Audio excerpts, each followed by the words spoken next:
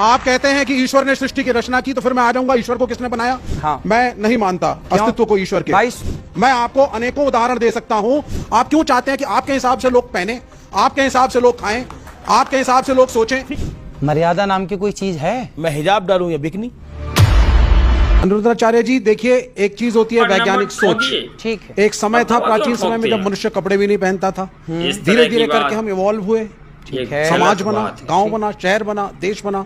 तो वैज्ञानिक सोच को तो आपको मानना पड़ेगा। हाँ, मानते हैं। तो आप जिस चीज की बात कर रहे हैं कि जो चीज शुरू से शुरू आ रही है उसको कंटिन्यूएशन में हम फॉलो करें। मैं कम्युनिस्ट से पैदा कर मैं दिया, नहीं मानता हनुमान अस्तित्व को ईश्वर के। भाई कान शुरू से से पैदा कहा जा हो रहा है गए। कि जिसने हमें जन्म दिया वो माता है। क्या आप नहीं मानते कि उसे आप माता कहते हैं? नहीं, माता को तो मानते हैं। क्या मैं कहूँ? आप कह रहे हैं कि आप शुरू से कहते पैदा हैं कर दो, मैं नहीं मानता। आप कहते हैं मुझे दिखाइए। आप कहते हैं कि ईश्वर ने सृष्टि की रचना की, तो फिर मैं आ जाऊंगा ईश्वर को किसने बनाया।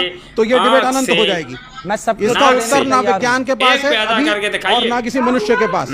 अलग अलग धर्मगुरु अपने अपने हिसाब से अपनी लॉजिक दे रही है। मैं किसी को बुरा भी नहीं कह रहा, लेकिन मैं आपसे एक बात कह रहा हूँ कि शुरू से तो जाति प्रथा भी इस मुल्क में है, इस देश में है। शुरू से जाति प्रथा नहीं है। मैं बता देता हूँ आपको, भगवत गीता में लिखा हुआ है वर्ण व्यवस्था है। क्या है उसको आपने समझा? सुनते जाइए। महाभारत में सूतपुत्र कह के कर्ण का अपमान हुआ। मैं आपको अनेकों उदाहरण दे सकता हूँ जिसमें जाति व्यवस्था, जिसको आप सनातनी समाज कहते हैं, उसका शबरी का के बेर रही है। क्या आप ये चाहते हैं कि ये व्यवस्था रहे? आपके सवाल के दो हिस्से हैं। एक है कि हम पुरानी व्यवस्थाओं को क्यों माने, रूढ़िवादी व्यवस्था है। अब इनको ये कह रहे हैं